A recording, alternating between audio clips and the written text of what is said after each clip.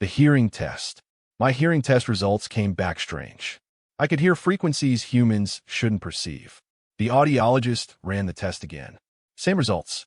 You're hearing into the ultrasonic range, she said. She didn't look pleased. Walking home, I heard it. A frequency just above normal. A hum, coming from everywhere. Every building. Every streetlight. I focused. It wasn't a hum. It was a voice, giving instructions. Walk normally. Do not deviate. Report to processing. Everyone around me walked in rhythm, in time with the voice. I stopped walking. The voice paused. We have a defective one, it said. Deploying correction.